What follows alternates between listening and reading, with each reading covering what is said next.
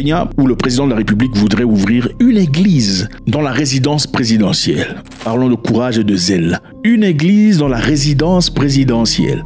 Incroyable de fois ce que les Africains sont capables de faire. On y va tout de suite. Salut à tous les amis, c'est toujours avec beaucoup de plaisir. Merci infiniment d'être là. Avant de commencer, je vous encourage à faire ça. Faites ça s'il vous plaît. Ça ne vous coûte rien, ça nous fait du bien. C'est fait? Génial. Voilà le Kenya, les amis, c'est un beau pays, c'est un lieu très intéressant. Si vous n'avez jamais été dans un pays anglophone, afro, je vous encourage à visiter le Kenya. Si vous avez été dans un pays anglophone et n'avez jamais été au Kenya, je vous encourage à visiter le Kenya. C'est un pays très très intéressant, vous en tirez beaucoup de choses très importantes. Au Kenya, ce monsieur ici, c'est le président de la République, ok? Il affirme vouloir construire une église dans le site présidentiel de Nairobi. Monsieur Ruto voudrait construire personnellement une église dans la résidence présidentielle. Vous savez, on vous le dit souvent, il n'y a aucun pays dans le monde qui s'est développé seulement dans la prière. Ça n'existe pas. Je sais qu'il y a beaucoup de gens qui sont touchés ici, sont en colère. Les fanatiques. Le fanatisme est très dangereux. L'extrémisme. Il n'y a pas seulement les extrémistes islamiques, il y a aussi les extrémistes chrétiens. Ah oui, beaucoup pensent que les extrémistes sont essentiellement... Non, il y a des extrémistes chrétiens. Vous ne pouvez pas avoir une discussion avec eux. Ils vont vous rappeler combien vous êtes un enfant spirituel. Tu vois, mon ami, tu vois, quand tu atteins un certain niveau, il y a certaines histoires que... On vous parle avec condescendance, comme si vous aviez un pois chiche à la place du cerveau.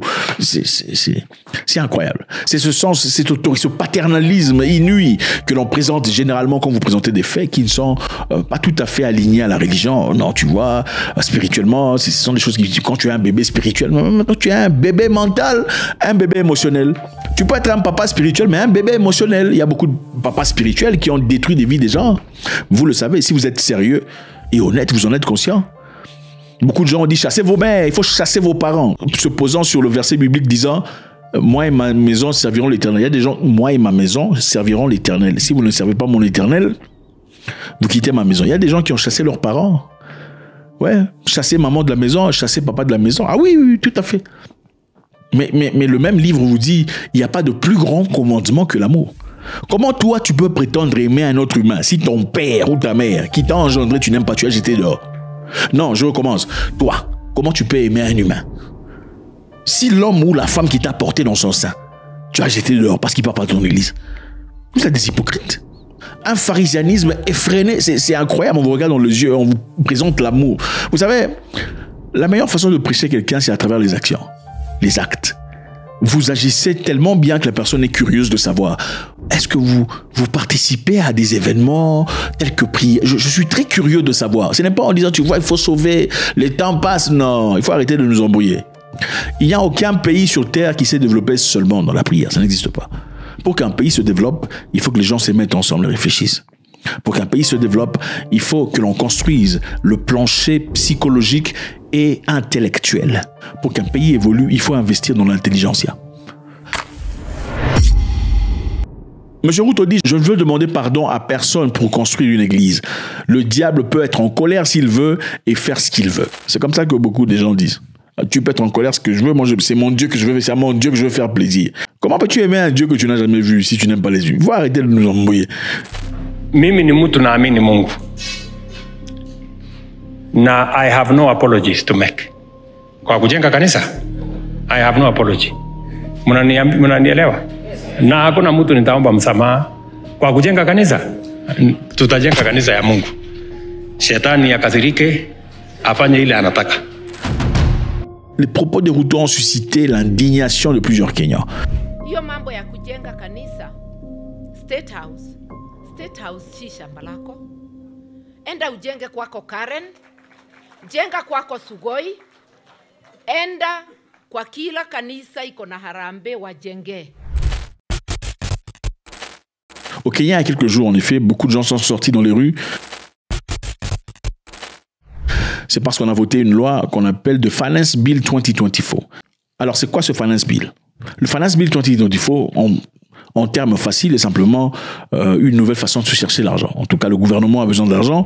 Alors le gouvernement a décidé de taxer chaque Kenyan. En faisant quoi? En injectant les taxes dans les éléments les plus élémentaires de chaque jour. C'est-à-dire, il y aura des taxes ou impôts sur pain. C'est-à-dire, quand tu vas acheter ton pain, il y a le prix du pain, il y a aussi le taxe au-dessus. Taxe sur période PED. Période PED, c'est les bandes hygiéniques. Tu achètes ta bande hygiénique, il y a le prix de la bande hygiénique et le taxe qu'il faut payer dessus. Taxe sur cancer treatment, c'est-à-dire taxe sur traitement de cancer. Imaginez-vous étant malade, souffrant d'un cancer, vous allez acheter votre médicament contre le cancer, vous payez aussi les taxes dessus. Alors les Kenyans ont dit non. Pourquoi vous avez besoin de cet argent? Vous avez besoin de l'argent parce que vous avez gaspillé l'argent que vous aviez, parce que vous aviez de l'argent. Vous avez reçu de l'argent venant de l'AMF, du World Bank, de la Chine. On vous a donné beaucoup d'argent. Où est l'argent? Vous avez acheté des villas, construit des maisons, épousé une troisième, quatrième femme.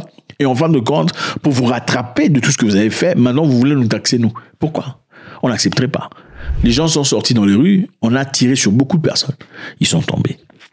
Monsieur Ruto, qui, quand il venait au pouvoir, disait l'Afrique n'a pas besoin des États-Unis. Pourquoi on doit se servir du dollar pour acheter des choses dans un pays voisin? Pourquoi introduisons-nous le dollar au milieu de nos échanges commerciaux? Nous sommes tous soumis à un environnement dominé par le dollar. Les Kenyans veulent payer les produits tanzaniens en dollars. La Tanzanie veut payer les produits de la RDC en dollars. L'Égypte veut payer. Pourquoi introduisons-nous le dollar au milieu de nos échanges commerciaux? C'est incroyable. Vous savez, quand quelqu'un est avant le pouvoir, ah non, plus vous apprenez sur les Africains, moins vous aimez l'Afrique. Ah non, je vous dis la vérité, plus vous apprenez sur certaines histoires que les dirigeants africains font, et soutenus par plusieurs Africains, moins vous aimez la cause des Africains. C'est lui le monsieur qui voulait unir l'Afrique. On ne sait pas ce qui s'est passé plus tard. Aujourd'hui, il y a des militaires kenyans qui sont à Haïti, en train de combattre les personnes qui se battent pour la liberté de Haïti. Alors, le bâtiment prendra 8000 fidèles. 8000 fidèles et coûtera 9 millions de dollars. Pendant ce temps, beaucoup de Kenyans souffrent et sont en difficulté. D'ailleurs, les médecins récemment sont sortis dans les rues pour réclamer leurs droits, souhaitant un salaire amélioré. Mais M. Ruto a dit, nous n'avons pas d'argent. L'autre jour, nous avons eu un défi avec les médecins. On a du mal à payer. Parce que, comme nous l'avons dit, il y a de vrais problèmes que nous voulons régler. Il y a des dirigeants, y compris des gouverneurs, qui disent « Nous soutenons la grève des médecins ». Vraiment, si vous soutenez la grève des médecins, payez l'argent qu'ils demandent. Je veux dire, nous devons arrêter de courir après ce qui est populaire. Nous devons poursuivre ce qui est juste. Ruto a dit qu'il n'y a pas d'argent pour payer les médecins. Mais en attendant, il a 9 millions de dollars pour construire une église. C'est ça. Les Kenyans sont très en colère. Beaucoup de Kenyans ont dit nous ne sommes pas tous chrétiens. En effet, nous rappelons à M. Ruto. Voilà ce qu'ils disent. Le Kenya n'appartient pas qu'aux chrétiens, déclare Harrison Mumia, président du groupe.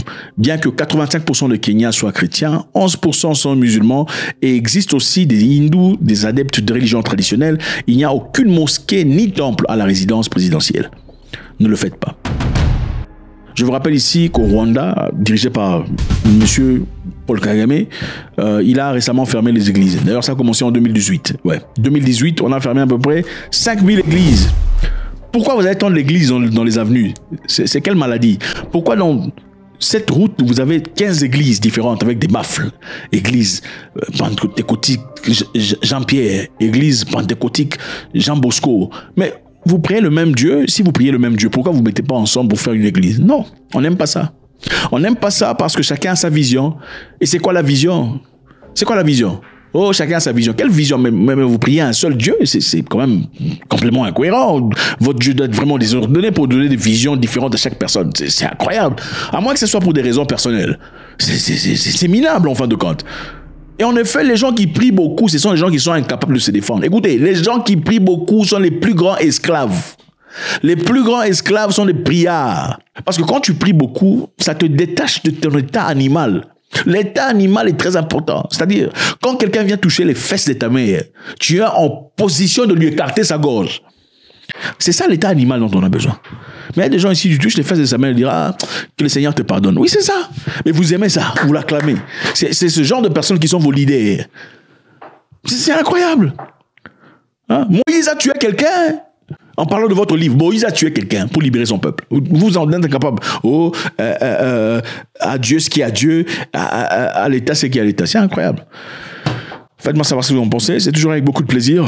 God bless.